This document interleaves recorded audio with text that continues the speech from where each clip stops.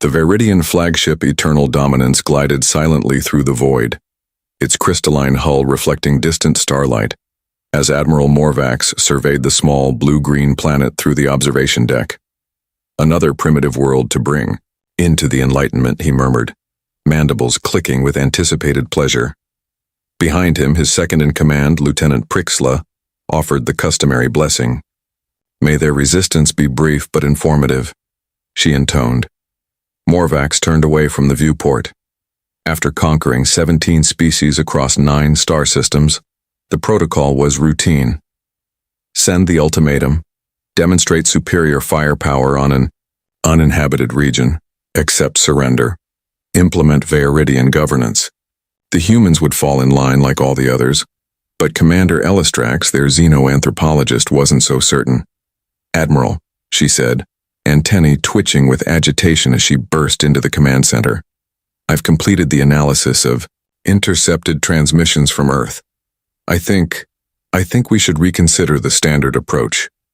Morvax's compound eyes narrowed. Explain.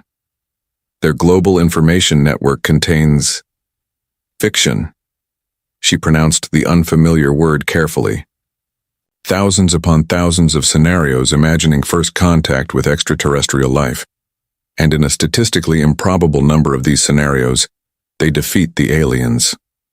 Lieutenant Prixla laughed, a harsh buzzing sound. Primitive fantasy. All species have creation myths. No, Elistrax insisted. This is different. They've created detailed strategies for resisting technologically superior invaders. Even more concerning, they've been doing this for over a century. Morvax fluttered, dismissively. Irrelevant. Prepare the demonstration strike on their moon. 12 Earth hours later, the Veridian fleet was in disarray. The humans had responded to the lunar strike not with fear, but with a coordinated assault that seemed impossibly prepared. Somehow they had activated defensive systems the Veridian scanners hadn't detected. 3 support vessels had already been lost. Impossible! Morvax raged as the command center's emergency lights pulsed. How could they have anticipated our attack vectors, our shielding frequencies? On the main display, a small fleet of Earth vessels, crewed by Veridian standards, executed maneuvers that exploited weaknesses in Veridian formations. Weaknesses no newly contacted species should have known. Elistrax's voice was quiet. They've been practicing. What? Their fiction. It wasn't just fantasy, it was preparation. For centuries, they've been imagining this encounter from every angle, collectively problem-solving through cultural narratives. On the screen, AID, human transmission, broke through. A stern-faced woman with silver-streaked hair and a crisp uniform addressed them. This is Admiral Cavalry of the United Earth Defense Force. Your attack on Luna has been neutralized. We've studied potential first contact scenarios for generations. We hoped for peace, but prepared for hostility. Her eyes hardened. You chose poorly. The transmission cut as another Veridian vessel erupted in fire. Retreat, Morvax ordered, his exoskeleton pale with stress. Full retreat to safe distance. As the remains of the Veridian fleet regrouped beyond the orbit of Mars, Elistrax presented her full analysis to a stunned command staff. Thousands of their years ago, humans began telling stories about beings from beyond their world. As their technology advanced, so did the complexity of these stories. They've explored countless invasion scenarios in their entertainment, each one a thought experiment, a training simulation shared by millions. Lieutenant Prixla's mandibles trembled. You're saying their secret weapon is imagination? Combined with collective problem-solving on an unprecedented scale, Elistrax confirmed. They've played out our invasion in their minds a million different ways before we ever arrived. Morvax stared at the distant blue planet. Contact the High Council. We need a new approach. The humans had never encountered aliens before today, yet somehow they had been expecting them for centuries. The Veridian High Council convened an emergency session aboard the diplomatic vessel, Harmonious Resolution, positioned at the edge of the Sol system. Representatives from the 17 subjugated species were present. their discomfort evident as they watched footage of the failed invasion. Elder Zixith, head of the council, fixed Admiral Morvax with all four of his eyes. "You mean to tell us that a pre-interstellar species repelled our fleet because they dreamed about it?" "Not dreams. Stories," Elistrax corrected, projecting images of human media throughout the centuries. "Look at this one from their year. 1996, Independence Day. The similarities to our standard invasion protocol are disturbing." The assembled representatives watched as fictional humans defeated alien invaders through ingenuity and determination. Additional clips followed, hundreds of scenarios where humanity overcame technological disadvantages. They call this genre HFY, Humanity Yeah, Elistrax explained. Cultural narratives celebrating human exceptionalism against cosmic threats. Corvich, representative of the Talarian species, conquered 80 cycles ago, leaned forward. "You're suggesting they developed effective countermeasures through entertainment?" "Precisely," said Elistrax. "While we focused on technological supremacy, humans engaged in massive decentralized problem-solving disguised as storytelling. Each film, book, and game explored different invasion responses, with the most compelling ideas spreading widely," Admiral Morvax added grimly. "And they deployed actual defenses based on these fictional scenarios. Their Admiral Cavalry confirmed this." The council chamber erupted in concerned chittering. Meanwhile, on Earth, Admiral Cavalry sat in an underground war room with the Unified Defense Council. Holographic displays showed the retreating Viridian fleet and the new vessel that had arrived. "They're requesting diplomatic talks," said General Rizvani, cybernetic eye glowing faintly. "Should we interpret this as surrender?" Cavalry studied the message. "No, they're regrouping, but they're confused by our preparedness. That gives us an advantage." Dr. Okafor, head of Xenocultural Studies, brought up the recovered Viridian transmissions they'd managed to decrypt. "Their confusion is understandable. According to their records, they've never encountered resistance like ours from any species at our technological stage. Because other species didn't have our cultural obsession with alien invasion narratives," Cavalry said with a wry smile. "Who would have thought all those sci-fi conventions would save humanity?" Okafor nodded. "The Asimov protocol is working exactly as designed. For generations, we encouraged creative speculation about extraterrestrial contact, cataloging every scenario, feeding the best defensive ideas to military R&D. Lieutenant Nyota, communications specialist, interrupted. "Admiral, we've detected unusual activity around Jupiter. Their ships appear to be harvesting something from the atmosphere." On the main screen, Viridian vessels deployed collection mechanisms into Jupiter's swirling clouds. "What are they doing?" Rizvani demanded. Dr. Okafor's expression darkened. "If they follow patterns from conquered worlds in their communications, they're gathering resources for a second offensive." Admiral Cavalry stood. "Then we prepare for Phase 2, activate the Clark contingency." Across Earth, hidden facilities powered up as dormant defense systems, inspired by decades of science fiction, came online. Orbital platforms disguised as communication satellites revealed weapon arrays. Undersea bases launched stealth drones. "Send a message to the alien vessel," Cavalry ordered. "Accept their diplomatic request, but on Earth territory. Let's see what they want." As the message transmitted, Cavalry turned to her team. "Remember, everything we know about aliens comes from our imagination, but now we're dealing with the real thing. Our stories prepared us for first contact, but what happens next will write humanity's true story in the stars." In the void between worlds, the Viridian Council received Earth's response with growing unease. The species they had expected to easily subjugate was proving to be something entirely new in their experience. Elder Zixith gestured to the diplomatic team. "Prepare for surface contact, and analyze every piece of human fiction you can access. We need to understand what we're dealing with." The dance had just begun. The diplomatic meeting was set in Reykjavik, Iceland, a location humans chose for its geothermal power grid and distance from major population centers. As the Viridian shuttle descended through cloud cover, Elder Zixith observed the volcanic landscape with all four eyes widened. Reminds me of ancestral Viridia, he murmured to Elistrax, who now served as chief cultural interpreter. Perhaps there are similarities between our species after all. The landing pad was surrounded by a modest security perimeter, less militarized than the Viridians expected, which made them more suspicious, not less.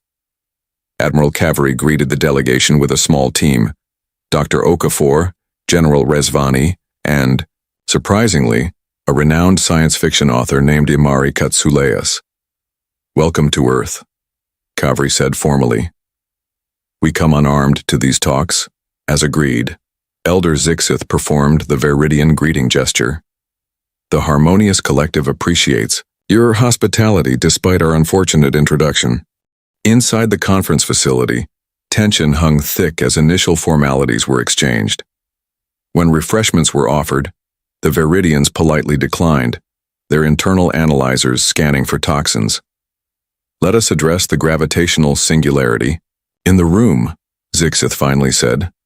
"Your defensive capabilities far exceed our intelligence assessments for your technological development stage." Kaveri's expression remained neutral.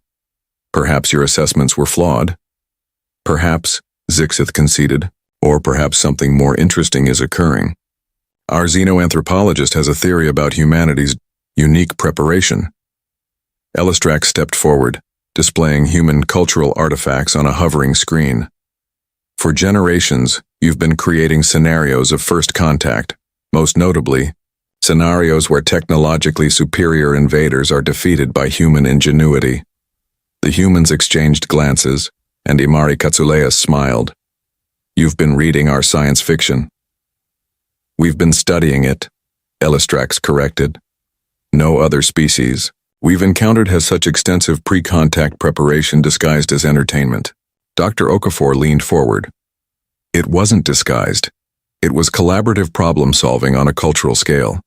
Humanity has always processed existential fears through storytelling. And in doing so," Elistrax said, "you essentially crowdsourced defense strategies against various invasion scenarios, including many uncomfortably similar to our standard subjugation protocols." Silence fell across the room. General Rezvani broke it. "You've invaded 17 other worlds?" Elder Zixith's exoskeleton shifted colors slightly, embarrassment in Viridian physiology. "The harmonious collective brings order and technological advancement to developing worlds. Through force," Kaveri stated flatly. "Initial compliance is sometimes encouraged," Zixith admitted, "for the greater harmony of all." Meanwhile, in orbit, Lieutenant Nyota monitored the Jupiter operation from Earth's hidden defense platform. The Viridians continued harvesting atmospheric gases, but now she noticed something else. They were receiving transmission bursts from somewhere beyond the solar system. "Reinforcements," she whispered, immediately alerting Earth Command through secure channels. Back in Reykjavik, Imari Katsuleas addressed the Viridian delegation, while subtle notifications appeared on human devices. "In our stories, first contact goes two ways," she said. "Either we find common ground and both civilizations benefit, or conflict escalates until one or both are devastated. Our fiction explored both paths extensively." "And which path does humanity prefer?" asked Zixith. Admiral Kaveri received the alert about incoming Viridian reinforcements but maintained her composure. "That depends entirely on your next move, Elder Zixith. Your ships are still harvesting Jupiter's atmosphere for what we presume are weapon components, and you have reinforcements approaching. These are not the actions of a peaceful delegation." The Viridians stiffened. Their supposed secret operations had been detected. "You continue to surprise us, Admiral," Zixith said carefully. "Few species monitor outer planets during first contact negotiations. Few species have imagined first contact as thoroughly as we have," Kaveri countered. "Now, shall we discuss actual diplomacy? Or is this meeting merely a distraction?" Outside the facility, snow began to fall, the white flakes creating a deceptively peaceful backdrop to the most important negotiation in human history. Two approaches to galactic civilization were colliding, one based on dominance, the other prepared through imagination to resist exactly that dominance. In orbit, Earth's hidden defenses tracked the approaching Viridian reinforcements while maintaining the illusion of limited technological capability. The Asimov Protocol had prepared humanity for this moment, but what the protocol couldn't predict was whether creativity alone could overcome an established galactic power. As both sides recalculated their positions, the future of Earth hung in the balance. 3 days into negotiations, the facade of diplomacy was wearing thin. The Viridian reinforcements had arrived, a fleet twice the size of the first, and positioned themselves in a formation that human analysts recognized from countless fictional invasion scenarios.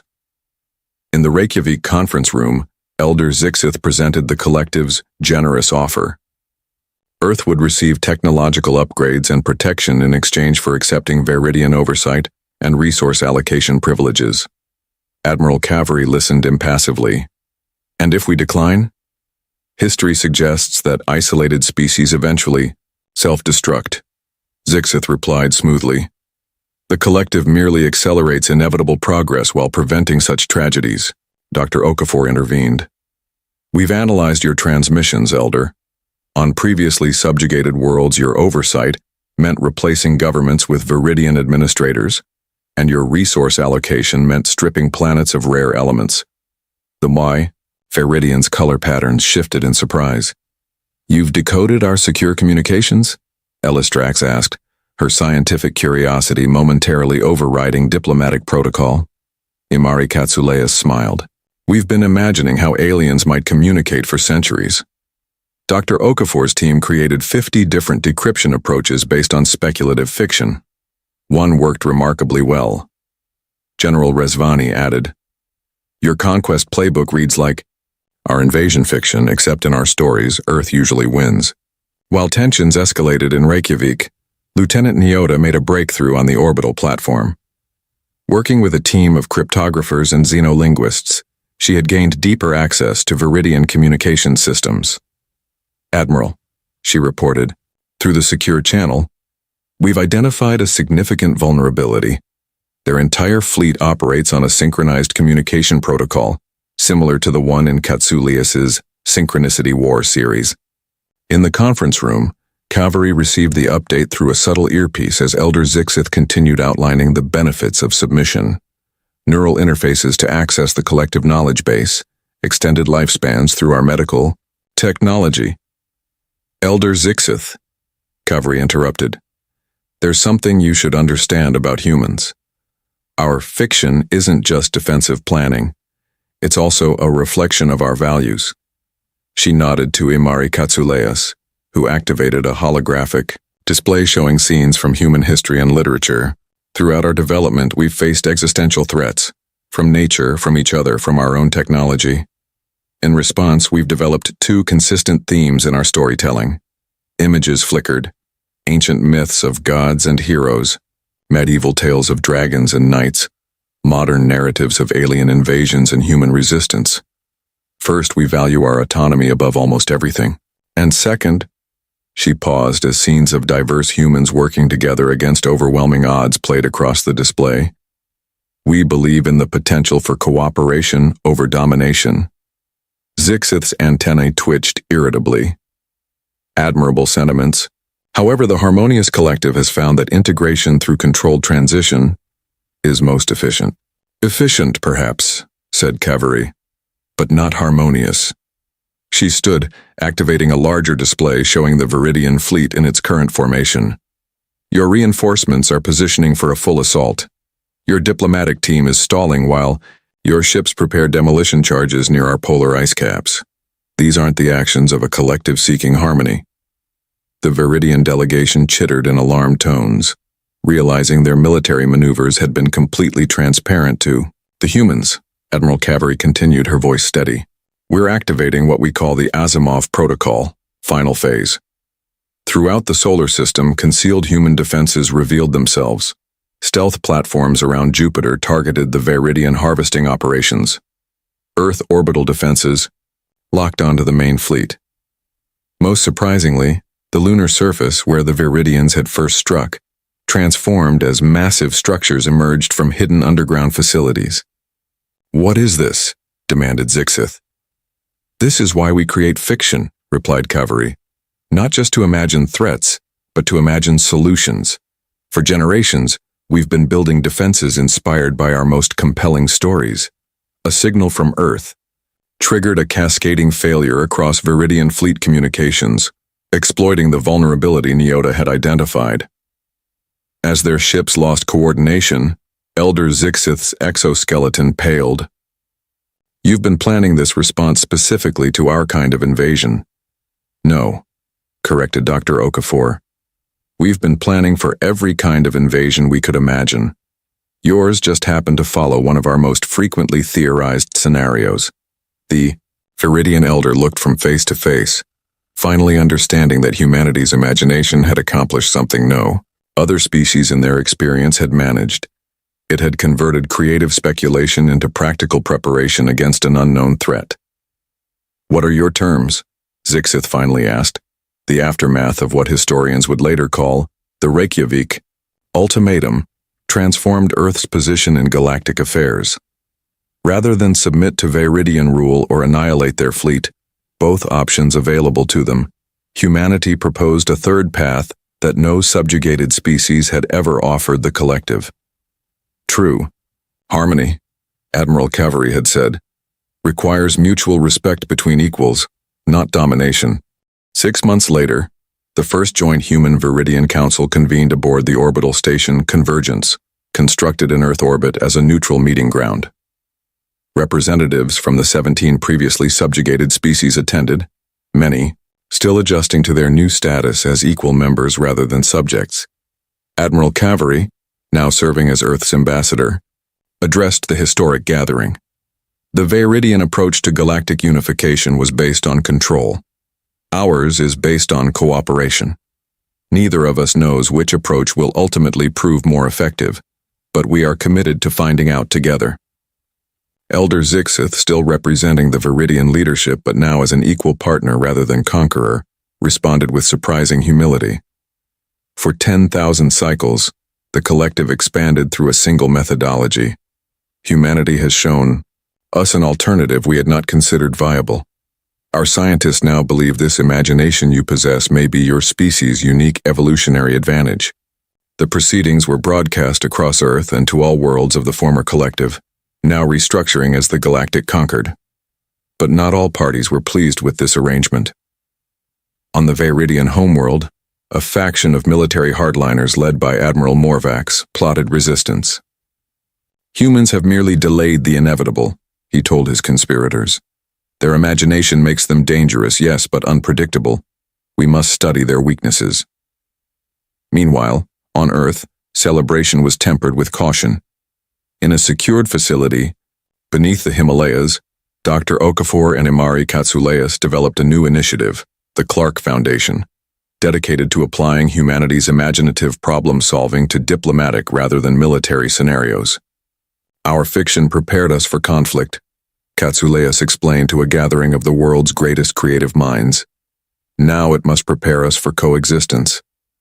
The Foundation began producing speculative scenarios about potential challenges in human-alien cooperation, identifying cultural misunderstandings before they could occur. When Viridian biologists struggled to understand human emotional responses, the Foundation provided context through carefully crafted narratives explaining the evolutionary advantages of human empathy. Elistrax, who had resigned her Viridian commission to work with humans, found herself fascinated by this process. "Your species uses fiction not just as entertainment or even as preparation," she observed while working alongside Katsuleas, "but as a tool for understanding perspectives you haven't yet encountered."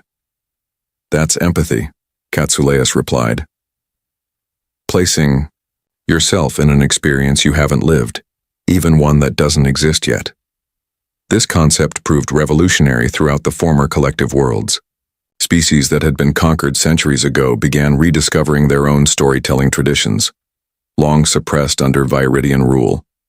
The Talarians, insectoid philosophers, who had once produced complex mathematical poetry, resumed their artistic practices. The aquatic Mierans developed immersive narrative environments that could be experienced by land-dwelling species through neural interfaces. 6 months after the first council meeting, a historic cultural exchange began. Human fiction was translated into 17 alien languages, while alien narratives were adapted for human consumption. The exchange revealed unexpected commonalities and illuminating differences in how sentient species processed their existence. Through story. Not all the news was positive, however. Lieutenant Nyota, now heading Earth's Interstellar Intelligence Division, detected concerning patterns in deep space transmissions. The Veridians weren't the dominant power in this galaxy. She reported to Admiral Cavalry after a secure council session. Their communications reference another force, something they call the convergence that they themselves fear. Cavalry studied the fragmented intelligence. How serious is this threat? Unknown, but according to what we've decrypted, the Veridians began their conquest program partly as a defense strategy against this greater power. They believed only unified control could prepare the galaxy for whatever is coming. Cavalry gazed out at the stars visible from the station viewport. Then we need to develop an alternative preparation strategy. Contact the Clark Foundation. Tell them we need scenarios for a threat beyond anything we've imagined before. As Nyota departed, Cavalry remained at the viewport, contemplating humanity's position. They had survived first contact through the power of collective imagination. But now they faced a greater challenge, convincing the galaxy that cooperation could be more powerful than control in facing an unknown threat. The true test of humanity's secret weapon was just beginning. 1 year after first contact, the newly formed Galactic Concord faced its greatest challenge. Long-range sensors detected massive energy signatures approaching from beyond the galaxy's edge, the mysterious convergence that even the Veridians feared. Within the Grand Council chamber of the orbital station, representatives from all 18 species gathered in emergency session. Holographic displays showed the approaching entities, crystalline structures spanning thousands of kilometers, defying conventional physics. They will be here in 30 days, announced Elder Zixith, his exoskeleton pale with stress. The convergence has never arrived so quickly after contact with a new species. They're responding to our transformation of the collective, said former Admiral Morvax, who had reluctantly joined the Concord after his resistance movement collapsed. The disruption of established galactic power structures has drawn their attention. Admiral Cavalry studied the data. What exactly are they? What do they want? Zixith's antennae drooped. In 10,000 cycles we never learned. They appear, they process worlds, and they leave. Our ancestors began the collective after witnessing a processing. We believed only absolute uniformity and technological advancement could protect us. Imari Katsuleas, now head of the Clark Foundation, stepped forward. We've been preparing for this. After Lieutenant Nyota's discovery, we launched what we call the Convergence Response Project. Thousands of human and alien creators, developing scenarios for encounters with incomprehensible entities. Fiction again? Morvax scoffed. Against something that devours worlds? Not just fiction, Dr. Okafor countered. Collaborative problem-solving across species. We've combined human imaginative approaches with Tolarian mathematical poetry, Miran immersive perspectives, and yes, Veridian strategic analysis. Elistrax, who had become the project's coordinator, displayed the results. We've developed 3 potential approaches based on thousands of scenarios. None guarantees success, but each offers hope. The council deliberated intensely. The first approach, military resistance, was quickly dismissed. Even combined, their technologies couldn't match the energy signatures they detected. The second, evacuation to distant galaxies, proved impractical within the time frame. The third approach, however, sparked fierce debate. Communication? Morvax buzzed incredulously. With entities that have never responded to any attempt at contact? Because, Elistrax explained, no one has attempted communication through collaborative imagination. She displayed the Clark Foundation's creation, a device unlike any conventional transmitter. It combined Tolarian mathematical structures with human artistic frameworks and Miran empathic resonance technology. We call it the narrative beacon, said Katsuleas. It doesn't transmit language or mathematics alone, but structured experiential narratives, stories that convey the shared experiences of multiple sentient perspectives. With time running short, the Council approved the plan with reluctant hope. 25. Days later, the beacon was positioned at the edge of the solar system. As the crystalline entities approached, representatives from all 18 species contributed to the narrative stream, each adding their perspective on existence, cooperation, and diversity. Admiral Cavalry stood with Elistrax and Zixith in the control center as the convergence entered the solar system. Massive, incomprehensible structures that seemed to exist partially in dimensions beyond normal space. Beacon activated, reported Lieutenant Nyota. The effect was immediate and unexpected. The crystalline entities paused their advance. Energy patterns shifted across their structures in ways that defied analysis. "They're processing the narrative," whispered Elistrax, her scientific instruments struggling to interpret the readings. For 3 days, the entities remained motionless as the beacon continued transmitting the combined stories of 18 different evolutionary paths. Then, without warning, the structures began to change, reconfiguring into forms that somehow seemed more comprehensible to organic perception. A response came, not in words or mathematics, but in recursive narrative patterns that the combined translators gradually decoded. "They're responding in kind," said Katsuleus in awe, sharing their own story. The convergence, they learned, wasn't a single entity, but a collective consciousness evolved beyond material constraints. It traveled between galaxies seeking diversity, not to destroy it, but to preserve it. Its processing was an attempt at understanding that inadvertently destroyed what it sought to comprehend. "They never understood us because we never truly tried to make ourselves understood," Zixith realized. The collective's uniformity made us incomprehensible to them in our sameness. As understanding deepened, the convergence retreated to a safe distance and established ongoing narrative exchange. The threat of destruction passed, replaced by the complex challenge of communication between radically different forms of consciousness. In the aftermath, Admiral Cavalry addressed the Galactic Concord. "Throughout human history, we imagined threats from beyond the stars. We prepared for conflict, for invasion, for destruction. But our greatest strength wasn't our preparation for war. It was our capacity to imagine alternatives to war." She gestured to the combined council, 18 species that had moved from conquest to cooperation in a single year. Humanity's secret weapon was never our technology or our strategy. It was our collective imagination, our ability to envision possibilities beyond our experience and share those visions with others. Elder Zixith added, "The Viridian Collective sought safety through uniformity. We were wrong.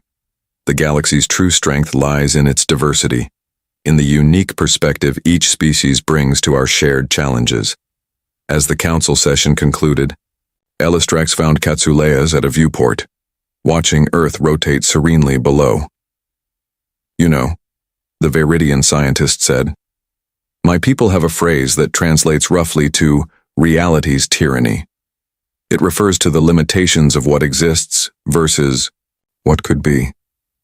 We have a similar concept," Katsuleus replied.